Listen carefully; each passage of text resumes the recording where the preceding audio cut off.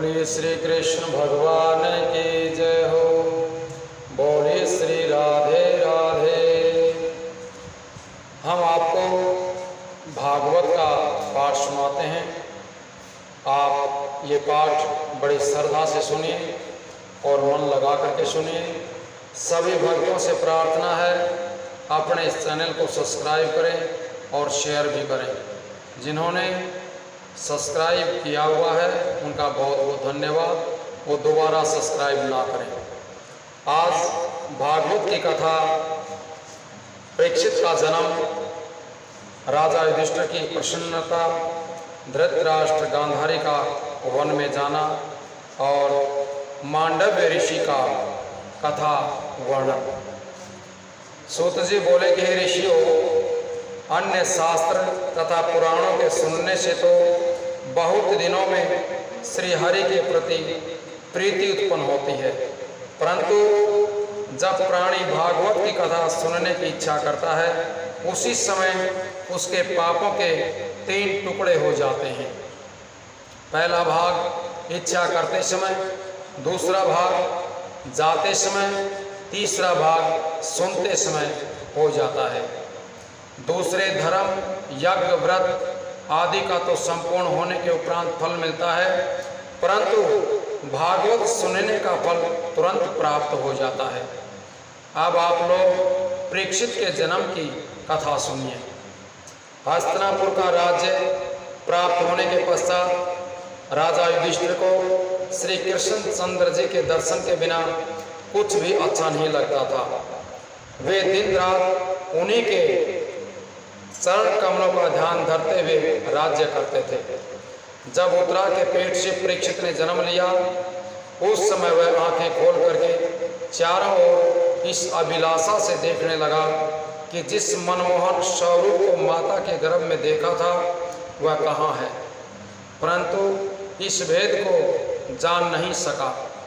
राजा युधिष्ठिर ने अत्यंत प्रसन्न होकर के नांदी मुख श्राद्ध किया तथा मंगलाचार मना करके ब्राह्मण याचकों को मुंह मांगा दान दिया। जब उन्होंने ज्योतिषियों से बुला करके बालक के जन्म लगन का हाल पूछा उस समय पंडितों ने विचार करके ये बात कही कि हे राजन, यह बालक जन्म लेते ही अपनी आंखें खोल करके सबकी परीक्षा ले रहा था, इसलिए इसका नाम परीक्षित होगा। यह अत्यंत बलवान, नीतिज्ञ, प्रतापी तथा धर्मात्मा होगा। ये अपनी प्रजा को बहुत सुख पहुंचाएगा तथा इस बालक के कारण आपका नाम, यश और कीर्ति भी चारों दिशाओं में फैलेगी।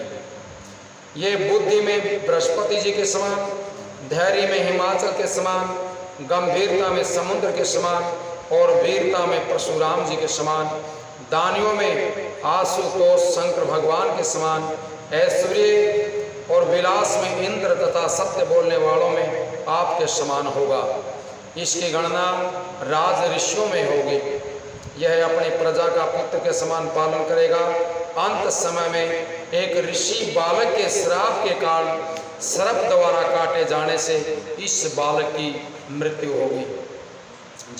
ज्योतिषों की बात सुनकर के राजा युधिष्ठिर ने उदास होकर के कहा कि महानुभाव, आप ये सत्य सत्य बताइए कि किसी ब्राह्मण के क्रोध के कारण तो इस बालक की मृत्यु नहीं होगी। हमारे वंश में सांप के काटे जाने से मृत्यु होना अच्छा माना जाता है, परंतु किसी ब्राह्मण, महात्मा अथवा साधु संत के श्राप के कारण मरना शुभ नहीं माना जाता है। ज्योतिषी बोले कि हे राजन, आप ये निश्चय रखें कि ये बालक आपके वंश में अत्यंत श्रेष्ठ हरि भगत होकर के साधु, ब्राह्मण और महात्माओं की सेवा में संलग्न रहेगा। मृत्यु के समय भगवान श्याम सुंदर के चरण कमलों का हृदय में ध्यान रखते हुए ही ये अपना शरीर त्याग करेगा। ऐसा प्रतापी तथा ईश्वर भगत आज तक दूसरा कोई व्यक्ति आपके कुल में उत्पन्न नहीं हुआ है। श्री हरि के चरण कमलों में इसकी प्रीति बाल्यावस्था से ही रहेगी। ज्योतिषियों के ये वचन सुनकर के राजा युधिष्ठिर अत्यंत प्रसन्न हुए। तदुपरांत उन्होंने उन्हें बहुत दान दक्षिणा देकर के विदा किया। इसके पश्चात उन्होंने कहा कि हम 5 भाइयों में श्री नारायण जी ने ये एक ही भाग्यवान बालक दिया है, इसलिए इसके कारण हमारा नाम संसार में स्थिर बना रहेगा। ये सुनकर के छोटे बड़े सभी लोग अत्यंत प्रसन्न हुए। राजा युधिष्ठिर धर्म एवं नीति पूर्वक राज्य कार्य तथा प्रजा का पालन करते थे। वे दिन रात यही चिंता किया करते थे कि कब परीक्षित सियाना हो और कब भी उसे राजगद्दी पर बैठाकर वन में जाकर के हरि समन करें, अपने परलोक को सुधारें। वे अपने चाचा चाची यानी कि धृतराष्ट्र तथा गांधारी को सम्मान पूर्वक अपने पास रख करके उनकी आज्ञा के अनुसार कार्य किया करते थे। वे सदैव ये भी ध्यान रखते थे कि धृतराष्ट्र तथा गांधारी को किसी प्रकार का दुख न होने पाए, क्योंकि यदि वे दुखी रहे तो उन्हें अपने दुर्योधन आदि पुत्रों के मारे जाने का शौक और भी अधिक सताएगा। राजा युधिष्ठिर की सेवा शुश्रूषा को देख करके धृतराष्ट्र कभी कभी इस प्रकार कहा करते थे कि हे राजन, मैं हृदय से ये कभी नहीं चाहता था कि तुम्हारे साथ शत्रुता करूं, परंतु न जाने उस समय मेरी बुद्धि क्यों फिर गई थी। राजा युधिष्ठिर ये सुनकर के कहते कि चाचा, मैं भी दिन भर युद्ध क्षेत्र में रहने के बाद संध्या को जब अपने डेरे में आता था, उस समय अपने मन में यही विचार किया करता था कि 4 दिन के जीवन के लिए अपने भाई बंधुओं को मारना उचित नहीं है। मैं प्रतिदिन ये भी सोचा करता था कि कल से महाभारत युद्ध बंद कर दिया जाएगा, परंतु जब प्रातःकाल सोकर के उठता था उस समय फिर युद्ध की तैयारी करने लगता था। सच तो यह है कि भगवान की इच्छा में किसी की युक्ति नहीं चलती है। ईश्वर ने जो चाहा अंत में वही होकर के रहा। इस प्रकार राजा युधिष्ठिर धृतराष्ट्र तथा गांधारी को बोध कराते रहते थे।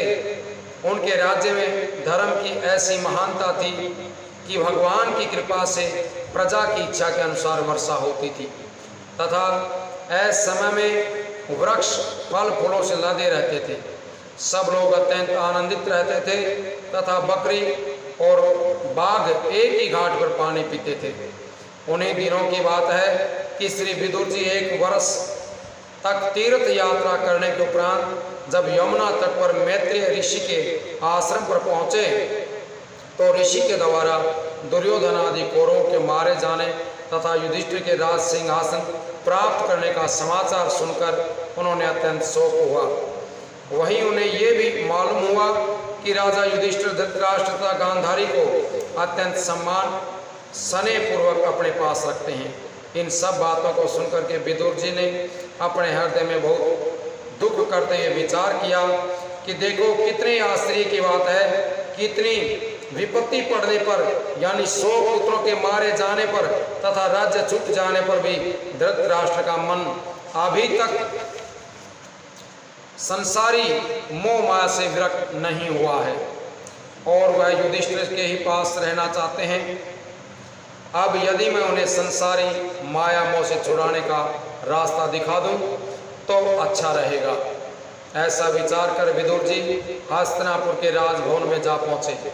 उन्हें देख करके राजा युधिष्ठिर ने उनका बहुत प्रकार से सम्मान करते हुए हाथ जोड़कर ये प्रार्थना की कि हे विदुर जी, आपने हमारे कुल में जन्म लेकर के भगवान श्री श्याम सुंदर की कृपा प्राप्त की है।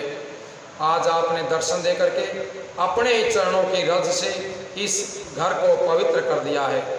आपके हृदय में भगवान कृष्ण का सदैव निवास रहता है।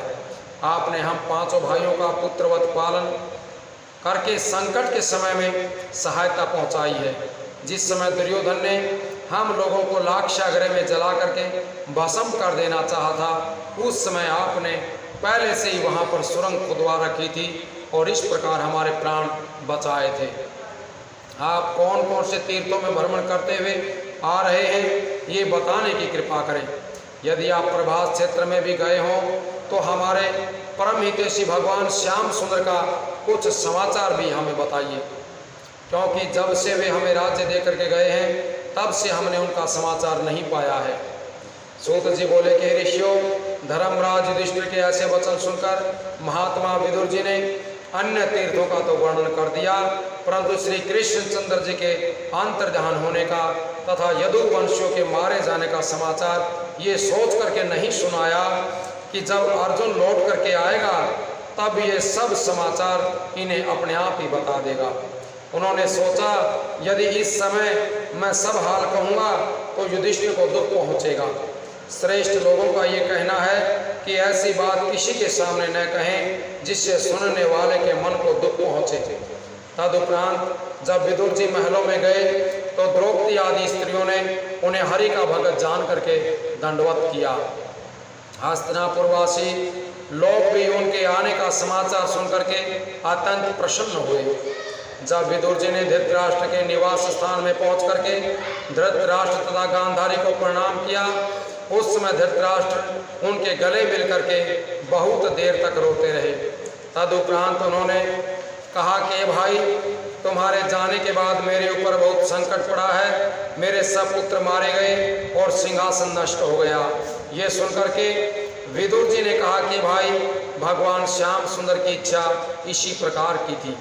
उन्होंने पृथ्वी का भार उतारने के लिए अवतार धारण किया था, इसलिए इस प्रकार पृथ्वी का भार हटा दिया।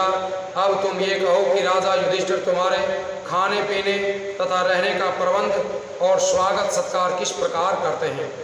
धृतराष्ट्र बोले कि हे विदुर, युधिष्ठिर मुझसे अत्यंत प्रेम करते हैं, वे मुझे अपने पिता के समान तथा गांधारी को माता के समान समझते हैं।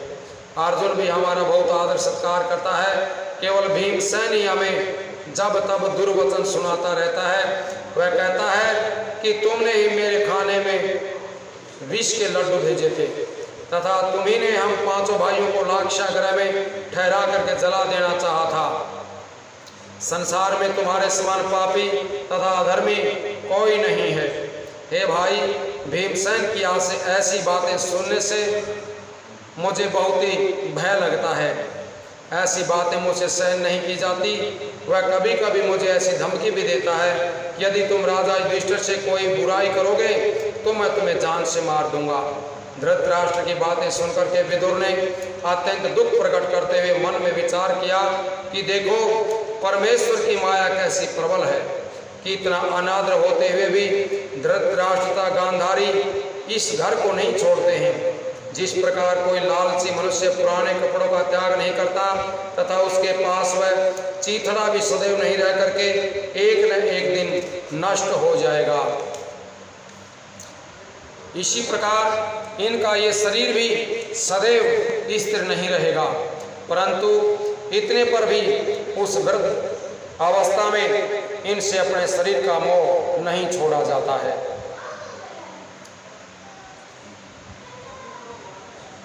अब ऐसा विचार करके विदुर जी ने धृतराष्ट्र से कहा कि भाई सुनो, भीमसेन की कही हुई बातों को सत्य जान करके तुम्हें राजा युधिष्ठिर के घर में कदापि नहीं रहना चाहिए। तुमने अपने राज्य काल में अधर्म का आश्रय लेकर के भीमसेन को बड़े बड़े कष्ट दिए थे। तुम्हारे पुत्र दुर्योधन ने भी द्रौपदी का चीर खिंचवा करके उसे भरी सभा में वस्त्रहीन करवाना चाहा था। भीमसेन को विष देकर के पांचों पांडवों को लाक्षागृह में जला देने की योजना भी बनाई थी। पांडवों का सब राजपाट छल द्वारा जुए में जीत लिया गया था। उन्हें 13 वर्षों का वनवास भी दिया गया था। ये सब बातें तुम्हें अवश्य भली भांति जाननी चाहिए। अब तुम बूढ़े हो गए हो तथा तुम्हारे सब पुत्र भी मारे गए, इस पर भी तुम अभी तक राजा युधिष्ठिर के घर में रहकर क्या करते हो। ये लोग हमें अच्छी तरह रख रहे हैं, इससे बढ़ करके सोचने बात और क्या होगी। हे भाई, मैंने सुना था कि ईश्वर की माया अत्यंत प्रबल है, सो यहाँ आकर के तुम्हें अपनी आंखों से देख लेने के बाद उसे सत्य रूप से पहचान लिया है। तुम्हारे सब पुत्र पौत्र आदि मारे गए, राजगद्दी छूट गई, तुम भी मृत्यु के निकट जा पहुँचे। इतने पर भी तुम उसी भीमसेन के हाथ से रोटी लेकर के खाते हो जिसने तुम्हारे सब पुत्रों को मार दिया है। जिस प्रकार कुत्ता लाठी मारने से भाग जाता है तथा रोटी का टुकड़ा देने पर दोबारा वापिस आकर के उसे खाने लग जाता है, वैसी स्थिति तुम्हारी भी है। हे भाई, वृद्ध अवस्था आने पर भी तुम्हें जीवन से मोह है तथा तुम्हारा मन संसार से विरक्त नहीं हो रहा है। तुम सदैव अमर नहीं बने रहोगे, इसलिए उचित है कि तुम उत्तराखंड में जाकर के श्री हरि चरणों का ध्यान करते हुए अपने शरीर को त्याग दो। ऐसा करने से तुम्हें मुक्ति की प्राप्ति होगी। संसार में तो तुम्हारी ये गति है, अब अपने परलोक को भी क्यों नष्ट कर देना चाहते हो। विदुर जी की बात सुनकर के धृतराष्ट्र ने कहा कि भाई, तुम्हारा कहना सत्य है, हम भी यही चाहते हैं। हम दोनों पति पत्नी आंखों से अंधे तथा लाचार हैं। अब तुम ही कहो कि हम उत्तराखंड तक किस प्रकार पहुंचेंगे। विदुर जी बोले कि मैं तुम दोनों को अच्छी तरह ले चलूँगा। तुम मेरे बड़े भाई हो, इसलिए तुम्हारी सेवा करना मेरा धर्म है। जब तक तुम जीवित रहोगे तब तक मैं तुम्हारी सेवा करूँगा। विदुर जी की ये बात सुनकर के धृतराष्ट्र तथा गांधारी राजा युधिष्ठिर को सूचित किए बिना ही, बिना बताए ही विदुर जी के साथ उत्तराखंड की ओर चल दिए। विदुर जी आगे धृतराष्ट्र का हाथ पकड़े हुए थे तथा पीछे गांधारी अपने पति का हाथ पकड़े हुए चली जा रही थी। इस प्रकार वे दोनों हरिद्वार में जा पहुँचे। सूत जी बोले कि ऋषियों, दूसरे दिन प्रातः काल के समय जब राजा युधिष्ठिर नित्य क्रम से निवृत्त होकर के अपने चाचा चाची यानी धृतराष्ट्र और गांधारी को प्रणाम करने के लिए उनके निवास स्थान पर पहुँचे, उस समय वे मकान को सुना देख करके अत्यंत शोक करने लगे। उन्होंने सोचा शायद वे लोग किसी कारण मुझसे दुखी होकर के कहीं अन्यत्र चले गए हैं अथवा पुत्र शोक में व्याकुल होकर के गंगा में डूब मरे हैं। इस विचार के आते ही वे फूट फूट करके रोने लगे। तत्पश्चात उन्होंने संजय से पूछा कि हे भाई, मेरे अंधे माता पिता जिन्होंने मुझे बड़े प्रेम से पाला था, वे कहाँ चले गए हैं? यदि तुम इनका कुछ हाल जानते हो तो मुझे बताइए। संजय बोला कि हे राजन, मुझे ये मालूम नहीं है कि वे कहाँ चले गए हैं। हाँ, वे विदुर जी से कुछ बातें अवश्य कर रहे थे, संभवतः उन्हीं के साथ कहीं चले गए हैं। संजय की बात सुनकर के राजा युधिष्ठिर अत्यंत उदास हो गए। उसी समय देव ऋषि जी श्री नारद जी का वहाँ शुभ आगमन हो गया। राजा युधिष्ठिर ने उन्हें दंडवत प्रणाम करने के पश्चात अत्यंत आदरपूर्वक आसन पर बैठाया। तदुपरांत इस प्रकार कहा कि हे महात्मन, मेरे माता पिता न जाने कहाँ चले गए हैं। या तो उन्हें वन में कोई हिंसक पशु खा जाएगा अथवा किसी कुएं में गिर करके मर जाएंगे। यदि आपको उनका कुछ हाल मालूम हो तो मुझे बताने की कृपा करें, मैं उन्हें प्रार्थना करके वापस लौटा लाऊंगा। इस समय उन्हें खाने पीने का कष्ट हो रहा होगा। आपने अत्यंत कृपा की है जो इस दुख के समय पधार करके मुझे अपना दर्शन दिया है। यह सुनकर के नारद मुनि ने कहा कि राजन, ये संसार मिथ्या है। संसार में जो उत्पन्न हुआ है वह एक न एक दिन अवश्य मृत्यु को प्राप्त होगा। इसीलिए परम ब्रह्म परमेश्वर ने इसका नाम मृत्यु लोक रखा है। तुम धृतराष्ट्र तथा गांधारी के जाने का शोक मत करो, क्योंकि सुख दुख ये दोनों वस्तुएं परम पिता परमेश्वर के हाथ में ही हैं। बहुत से बालक एक स्थान पर इकट्ठे ही खेलते हैं और खेल समाप्त हो जाने पर अलग अलग हो जाते हैं। इसी प्रकार मनुष्य आयु पूरी होने पर अलग अलग हो जाते हैं। तुम उनके खाने पीने का भी परमेश्वर के अधीन समझो। जब बालक गर्भ में रहता है तब उसे खाने के लिए कौन देता है? परमेश्वर ने जिस जीव की जीविका जहाँ बना दी है वह उसी स्थान पर अपने आप पहुँच जाता है। इसलिए तुम्हें धृतराष्ट्र तथा गांधारी की चिंता नहीं करनी चाहिए।